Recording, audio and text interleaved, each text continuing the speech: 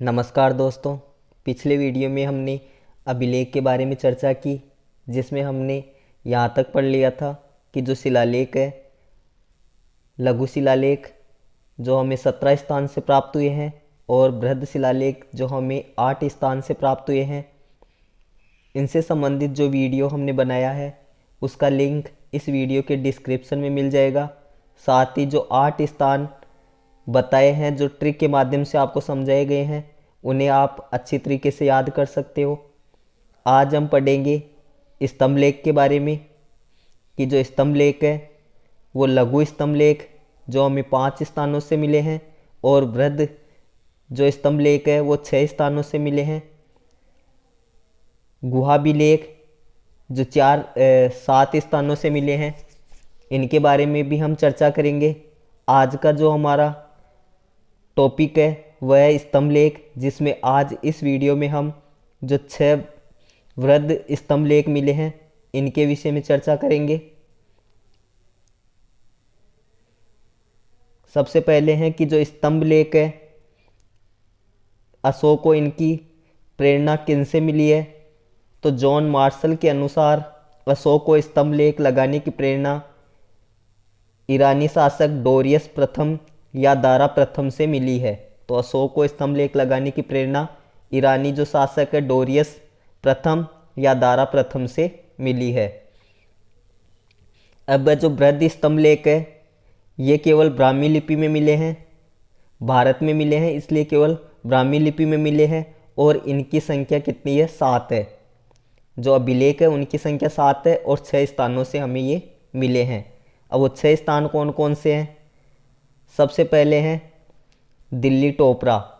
इस स्तंभ लेख को आप इस प्रकार से याद कर सकते हो कि जो दिल्ली टोपरा जो नामक स्थान है वो हरियाणा के अंबाला में है और वहाँ से फिरोज शाह तुगलक इस स्थान से यहाँ पर दिल्ली में ला कर के इसको स्थापित करवा दिया था। साथ ही इसके बारे में जो महत्वपूर्ण जो फैक्ट है कि आप इसको कैसे याद रख सकते हो, इसकी खोज किसने की है, तो यहाँ पर देख सकते हो आप, यहाँ पे लिखा हुआ है टोपरा। और जो टोपरा होता है उससे आप याद रख सकते हो कि जो टोपी होती है उस टोपी को कौन धारण करता है। तो टोपी को राजकुमार धारण करते हैं और राजकुमार के लिए एक शब्द है प्रिंस। आप ये भी देख सकते हो कि जो प्रिंस है वो टोपी को धारण करते हैं। साथ ही ऐसा भी याद रख सकते हो कि इस टोपी के ऊपर लिखा हुआ है प्रिंस। तो इसके लिए महत्वपूर्ण तथ्य ये हो सकता है कि जो दिल्ली टोपरा जो स्तंभ लेख है उसको सबसे पहले किसके द्वारा पढ़ा गया। तो इसके लिए आप जॉन प्रिसेप का नाम ध्यान रख सकते हो। यहाँ पर प्रिंस जॉन प्रिसेप के द्वारा इसको सबसे पहले पढ़ा गया। साथ ही ये जो स्तंभ लेख है, इस स्तंभ लेख के बारे में जो महत्वपूर्ण तथ्य हैं कि इसको सबसे पहले जेम्स प्रिसेप के द्वारा 1837 ईस्वी में पढ़ा गया और ये पहला स्तंभ लेख है जिसे सबसे पहले पढ़ा गया। एकमात्र स्तंभ लेख है जिस पर पूरे 7 अभिलेख उत्कीर्ण है। यहाँ पर भी ये ऐसा याद रख सकते हो कि सबसे पहले पढ़ा गया है तो इसके ऊपर पूरी 7 लाइनें हैं या 7 अभिलेख है। जबकि शेष जो बाकी और मिले हैं, 5 जो स्थानों से मिले हैं, वहाँ पर आपको 6 लेख या 6 से कम लेख आपको वहाँ पर मिलेंगे। साथ ही इसके बारे में जो अन्य इसके जो उपनाम है, सुनहरी लाट, भीमसेन की लाट, फिरोज शाह की लाट, इनको भी आप याद रख सकते हो कि सुनहरी लाट, भीमसेन की लाट और फिरोज शाह की लाट, ये इसके उपनाम है। तो इस अभिलेख के बारे में हमें याद करने के लिए तथ्य यह है कि ये एक तो ये फिरोज शाह तुगलक के द्वारा इसको टोपरा नामक स्थान से दिल्ली में गढ़वा दिया और इसके ऊपर 7 जो अभिलेख है या जो लाइनें हैं वो उत्कीर्ण है और बाकी के ऊपर 6 उत्कीर्ण है। और सबसे पहले इसी अभिलेख को जेम्स प्रिसेप के द्वारा 1837 में पढ़ा गया था। दूसरा अभिलेख है दिल्ली मेरठ। ये पहले मेरठ में था, बाद में फिरोज शाह तुगलक ने इसे दिल्ली में गढ़वा दिया। तो दिल्ली टोपरा और दिल्ली मेरठ, ये मेरठ जो यूपी जो स्थान है, यूपी है, जो जिला जो स्टेट है यूपी, वहाँ पर था। और वहाँ से फिरोज शाह तुगलक ने इसे दिल्ली में गढ़वा दिया। इसके बारे में महत्वपूर्ण तथ्य ये है कि उसको पढ़ा गया था और इसको खोजा गया था। सर्वप्रथम खोजा जाने वाला स्थान कौन सा है? दिल्ली मेरठ। और सबसे पहले पढ़ा जाने वाला स्थान कौन सा है? दिल्ली टोपरा। तो दोनों के बारे में महत्वपूर्ण तथ्य हैं। और इसको सबसे पहले 1750 ईस्वी में टी पेनथेलर के द्वारा खोजा गया। किसके द्वारा खोजा गया? टी पेनथेलर के द्वारा खोजा गया। तो आप इस टी पेनथेलर जो नाम है उसको कैसे याद रख सकते हो? कि ऐसे याद रख सकते हो कि कोई व्यक्ति अगर किसी की खोज करता है तो खोजते खोजते वह थक जाता है और थकने के बाद में क्या पीता है? चाय पीता है।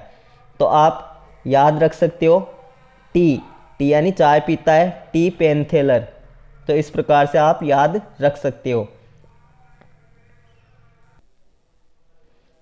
तीसरा अभिलेख है, इन तीनों तीसरा, चौथा और पांचवा, इसको आप एक क्रम से पढ़ सकते हो। लौरिया राज, लौरिया नंदनगढ़ और रामपुरवा। तो यहाँ पर लौरिया राज, लौरिया नंदनगढ़ और रामपुरवा, ये तीनों बिहार के चंपारण जिले में स्थित है। लौरिया राज, लौरिया नंदनगढ़ और रामपुरवा। इसमें नंदनगढ़ के बारे में एक महत्वपूर्ण तथ्य है कि ये सबसे सुरक्षित है। सबसे सुरक्षित जो स्तंभ लेख है उसके बारे में अगर पूछा जाए तो लौरिया नंदनगढ़ है। ये तीनों बिहार के चंपारण जिले में स्थित है। अब अगला जो स्तंभ लेख है, छठा, प्रयाग कौशाम्बी स्तंभ लेख। इसके बारे में ये तथ्य महत्वपूर्ण है कि यह स्तंभ लेख पहले कौशाम्बी में स्थित था, बाद में अकबर ने इलाहाबाद के जो किला है उसमें इसको स्थापित करवा दिया। और इलाहाबाद का नाम ही क्या है? प्रयाग है।